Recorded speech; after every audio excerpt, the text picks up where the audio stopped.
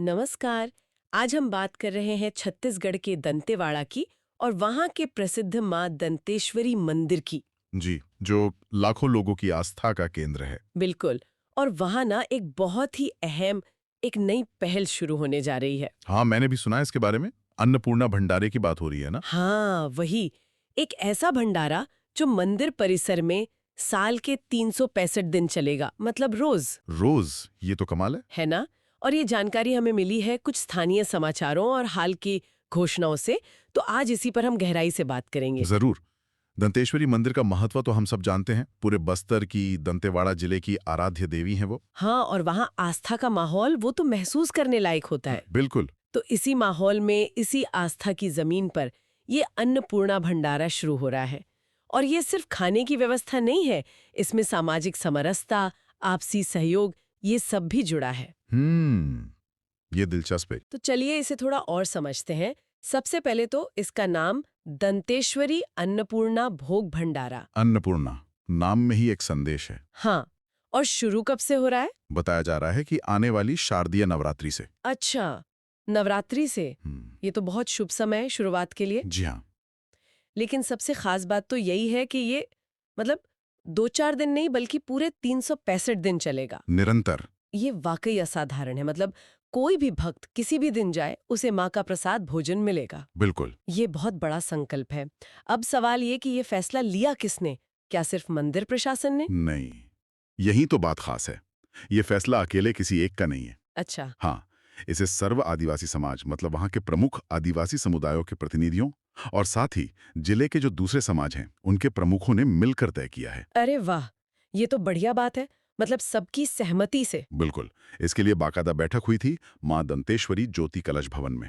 हम्म। और उस बैठक में कौन-कौन लोग थे? मतलब क्या सिर्फ सामाजिक प्रतिनिधि? नहीं, उसमें मंदिर के मुख्य पुजारी जी, श्री विजेंद्र जिया, वो भी थे। और पास में ही शिवानंद आश्रम है, गुमरगुंडा में। वहाँ के स्वामी विशुद्धानंद सरस्वती जी भी मौजूद थे। अच्छा, मतलब धार्मिक और आध्यात्मिक मार्गदर्शन भी रहा। हाँ, उनकी उपस्थिति से इस निर्णय को एक अलग ही वजन और गंभीरता मिली है। तो ये पूरी तरह से सर्वसम्मति से हुआ? जी, बताया तो यही जा रहा है कि फैसला सर्वसम्मति से हुआ। अब अगला कदम होगा मंदिर समिति और कलेक्टर साहब से औपचारिक अनुमति लेना। ताकि इसे जमीन पर उतारा जा सके। ठीक है। और आपने शुरू में अन्नपूर्णा शब्द का जिक्र किया था ना? हाँ। देखिए, भारतीय परंपरा में माँ अन्नपूर्णा को भोजन पोषण की देवी माना जाता है। तो किसी भंडारे का नाम उनके नाम पर रखना, ये सिर्फ नाम नहीं है। हम्म। ये दिखाता है कि मंदिर आने वाला हर व्यक्ति वो ईश्वर का मेहमान है और उसकी देखभाल, खासकर भोजन पानी की व्यवस्था करना, ये एक पवित्र जिम्मेदारी है। सही कहा। जैसे पुराने जमाने में सदा व्रत चलते थे मंदिरों में। बिल्कुल, आपने सही पकड़ा। ये उसी सदाव्रत परंपरा का एक नया और शायद ज्यादा व्यवस्थित और बड़ा रूप है। हाँ, ये इसे एक ऐतिहासिक कड़ी से जोड़ता है।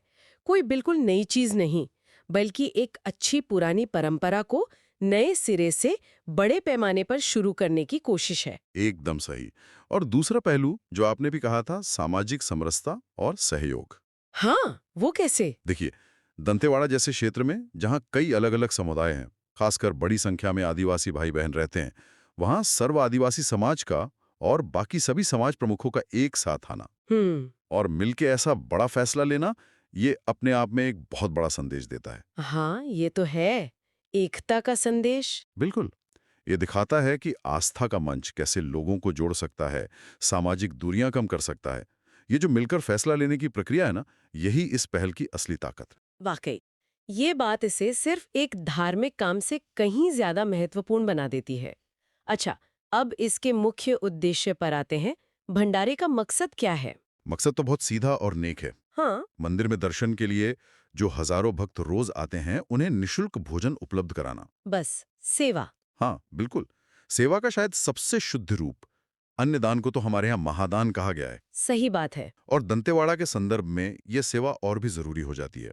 वहाँ की एक खास परंपरा है। अच्छा, क्या? ज्यादातर जगहों पर साल में 2 नवरात्र होती हैं, चैत्र और शारदीय। हाँ। लेकिन दंतेवाड़ा में एक तीसरी नवरात्रि भी होती है, फागुन महीने में। अरे, तीसरी नवरात्रि? हाँ, उसे फागुन मढ़ई कहते हैं या कुछ लोग आखेट नवरात्रि। यानी शिकार की नवरात्रि भी कहते हैं। ये बहुत ही अनोखा और स्थानीय पर्व है। बाप रे, 3 नवरात्रियां, ये तो बहुत ही दिलचस्प बात है। तब तो इन मौकों पर भीड़ भी बहुत ज्यादा होती होगी। जाहिर है, तीनों नवरात्रियों में और खासकर फागुन मड़ई के समय मंदिर में भक्तों का हुजूम उमड़ता है। स्थानीय लोग तो होते ही हैं, बाहर से भी बहुत श्रद्धालु आते हैं।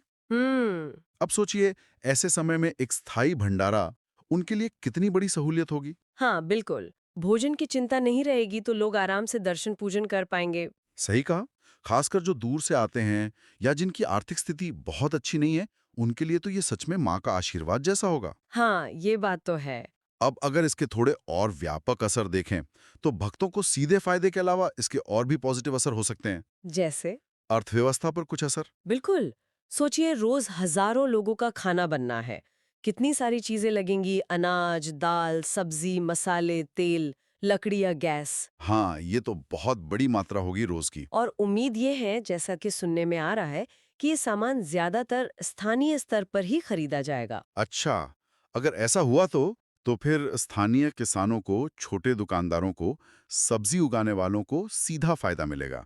उनके माल के लिए एक पक्का बाजार बन जाएगा। हाँ, ये तो बहुत अच्छी बात होगी। इससे तो दंतेवाड़ा और आसपास के गांवों की इकोनॉमी को थोड़ा बल मिलेगा। जी हाँ, मिल सकता है। ये एक महत्वपूर्ण पहलू है। लेकिन क्या ये वाकई हो पाएगा? मतलब अक्सर बड़े प्रोजेक्ट्स में बाहर के बड़े सप्लायर्स आ जाते हैं। देखिए, ये चिंता बिल्कुल जायज़ है और यहीं पर ज़रूरत होगी अच्छी प्लानिंग और मैनेजमेंट की, सामुदायिक निगरानी की।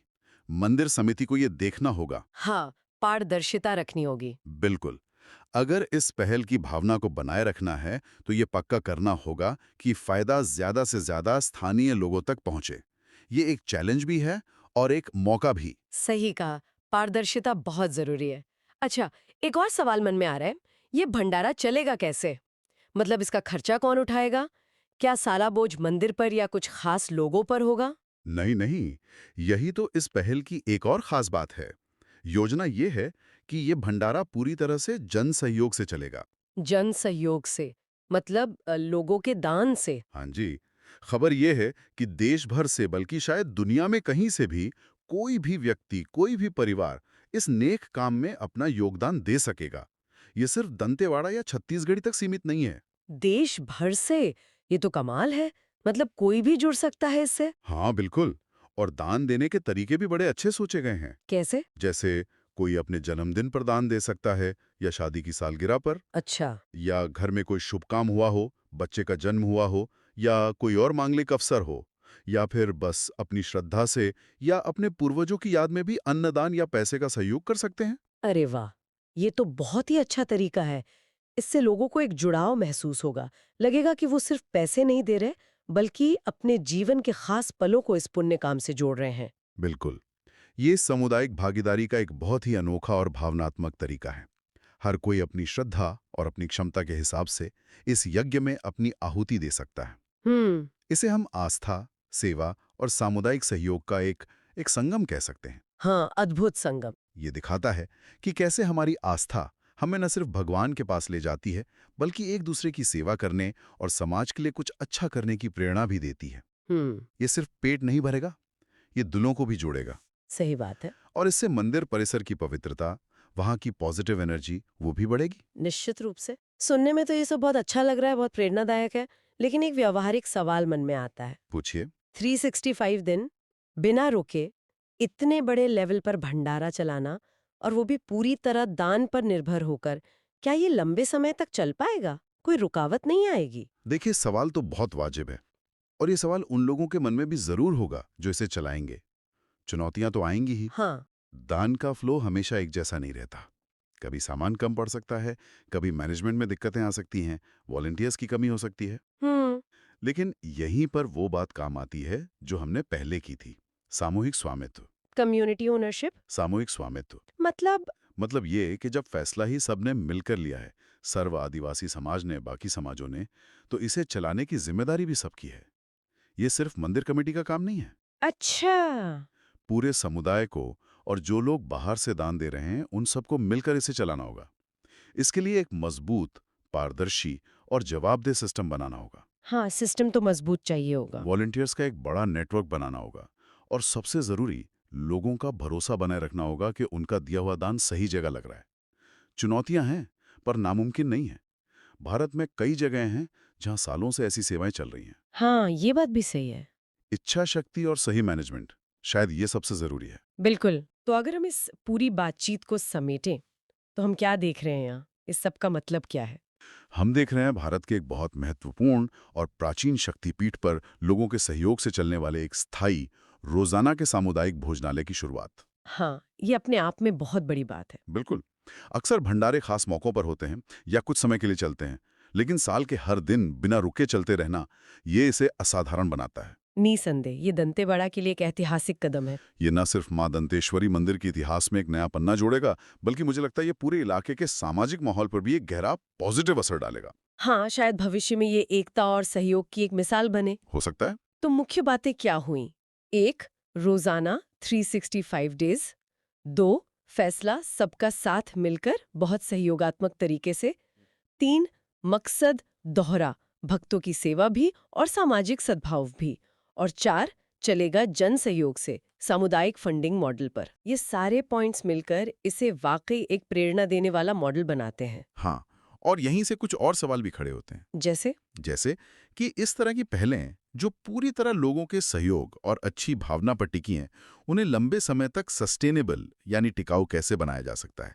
क्या सिर्फ दान काफी है या कमाई के कुछ और रास्ते भी सोचने होंगे? ये तो सोचना पड़ेगा। और दूसरा, अगर ये मॉडल सफल होता है तो क्या इसे देश के दूसरे तीर्थ स्थानों पर या कम्युनिटी सेंटर्स पर भी अपनाया जा सकता है? हाँ, ये भी एक अहम सवाल है। इसके जवाब शायद हमें वक्त के साथ मिलेंगे। और हमारे श्रोताओं के लिए भी एक बात छोड़ जाते हैं सोचने को। जरूर। सोचिए, ये पहल लंबे समय में मंदिर प्रशासन, अलग-अलग सामुदायिक समूहों, खासकर आदिवासी और गैर आदिवासी समुदायों और दूर से आने वाले भक्तों के बीच के रिश्तों को कैसे बदल सकती है? क्या इससे आपसी भरोसे और सहयोग का एक नया दौर शुरू होगा? या फिर दंतेवाड़ा जैसे इलाके में जहां आदिवासी समुदाय बहुसंख्यक है और जो कई बार संवेदनशील भी माना जाता है, वहां अन्नपूर्णा यानी भोजन और पोषण पर इतना जोर देना, क्या ये वहां की जरूरतों और प्राथमिकताओं के बारे में भी कुछ गहरा बताता है? हाँ, आध्यात्मिकता और सामुदायिक सेवा का ये जो मेल है, इस पर सोचना शायद हमें अपने समाज और अपनी आस्थाओं को और बेहतर समझने में मदद करे। बिल्कुल, सोचने के लिए काफी कुछ है।